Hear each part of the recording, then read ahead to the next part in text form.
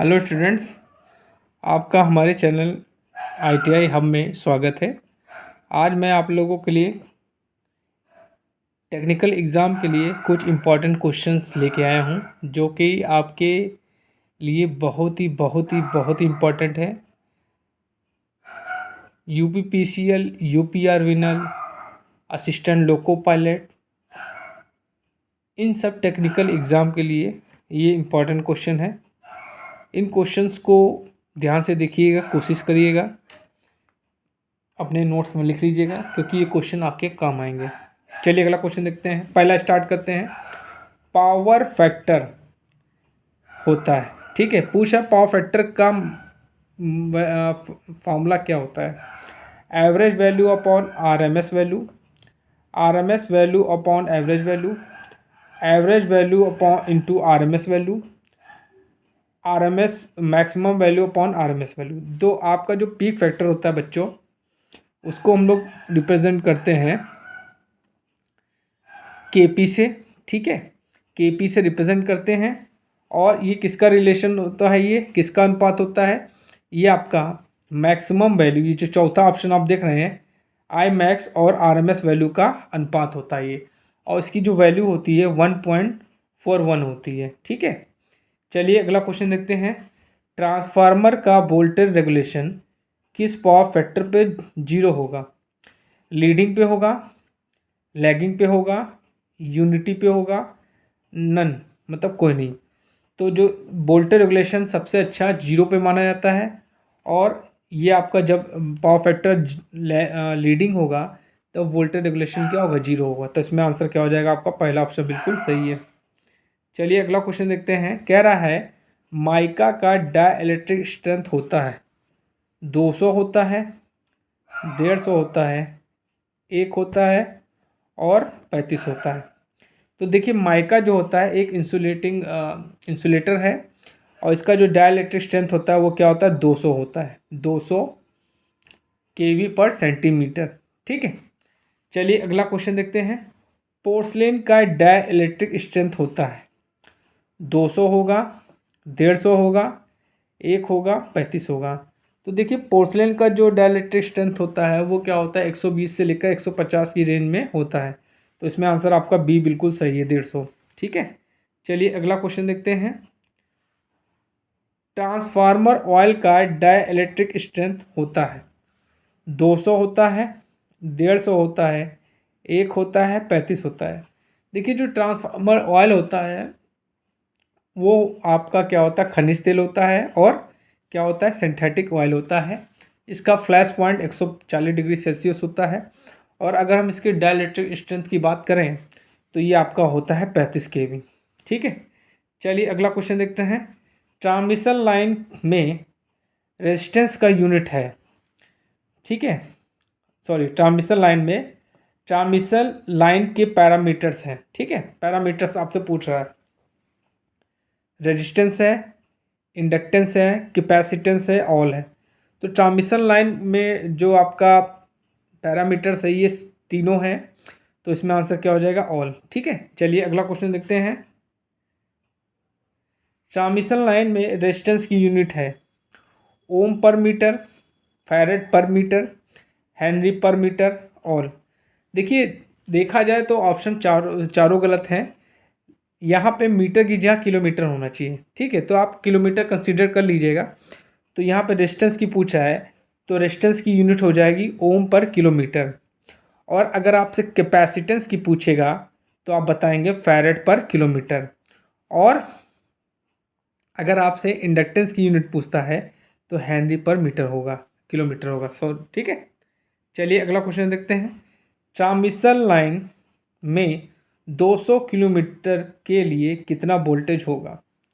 100 kV होगा, 100 kV के ऊपर होगा, 66 kV होगा, 20 kV होगा।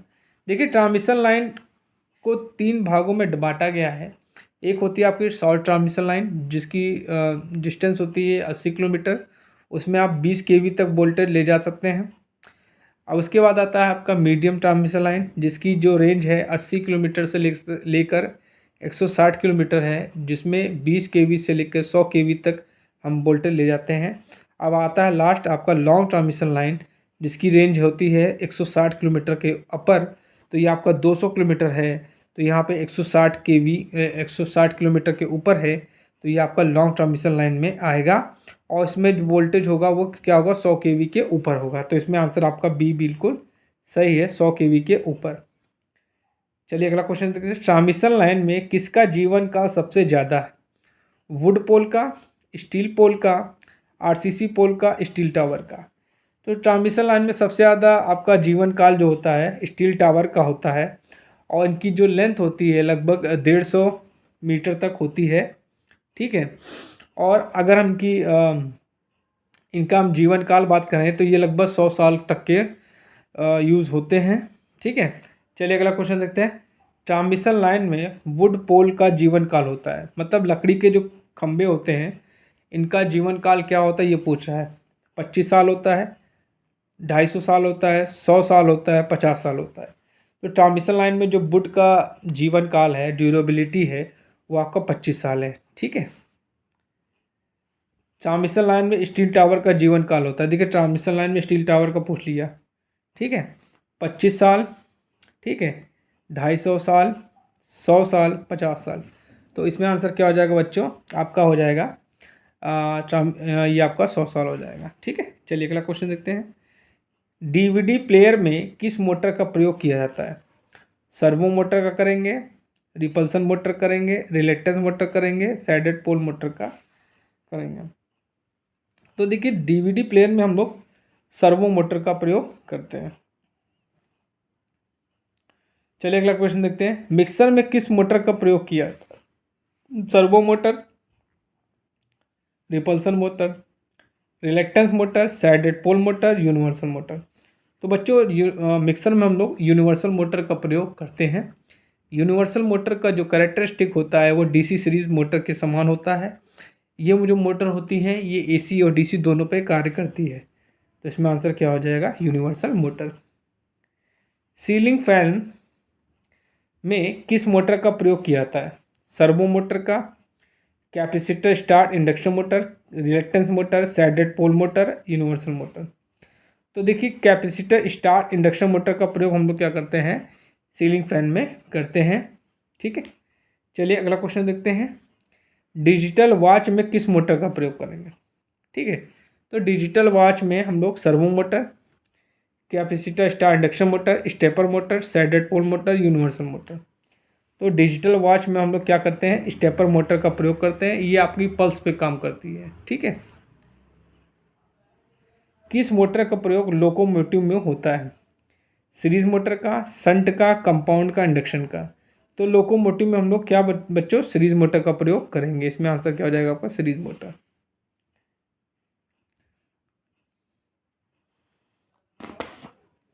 किस मोटर का प्रयोग सेंट्रीफ्यूगल पंप में होता है? सीरीज मोटर का,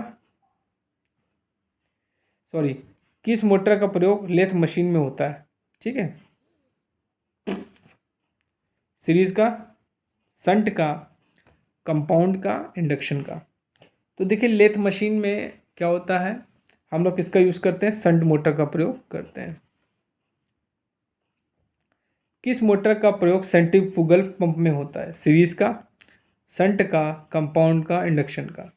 तो सेंट्रीफ्यूगल पंप में हम लोग किसका यूज़ करेंगे, संट मोटर का प्रयोग करते हैं।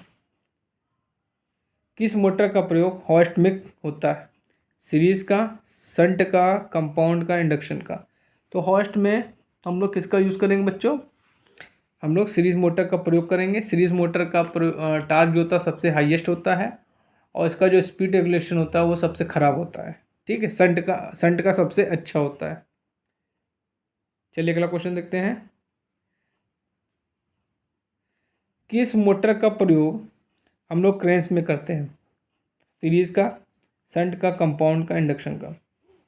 देखिए क्रेन्स में हम लोग कहाँ प्रयोग करेंगे, जहाँ पे जिसका टार्क ज़्यादा हो चाहिए, तो हम लोग इसका प्रयोग करेंगे, सीरीज का। ठीक है, चलिए अगला क्वेश्चन देखते हैं। लिफ्ट के लिए कौन सी डीसी मोटर पसंद की जाती? Shunt, series, cumulative compound motor, differential compound motor. तो लिफ्ट के लिए बच्चों हम लोग कॉम्युलेटिव कंपाउंड मोटर का प्रयोग करेंगे। चलिए अगला क्वेश्चन देखते हैं। आर्क वेल्डिंग के लिए कौन से डीसी जनरेटर पसंद किया जाता है? शंट जनरेटर, ठीक है, series generator, cumulative compound generator, differential compound generator. तो बच्चों आर्क वेल्डिंग में हम लोग लैप बाइंडिंग का प्रयोग करते हैं, इसके लिए हम लोग डिफरेंशियल कंपाउंड जनरेटर का प्रयोग करेंगे। तो बच्चों आज के लिए इतने क्वेश्चन बहुत हैं, ये क्वेश्चन मैंने आप लोगों के लिए तैयार किए हैं। कोशिश करिएगा पूरे क्वेश्चन देखिए, पूरा वीडियो देखिए, क्योंकि आपकी यूपीपीसीएल की वैकेंसी आने वाली है और यूपीआर विनर की वैकेंसी आने वाली है। अगर आप मेरे चैनल पर नए हैं तो प्लीज़ मेरे चैनल को लाइक करिए, शेयर करिए एंड सब्सक्राइब करिए। Thank you.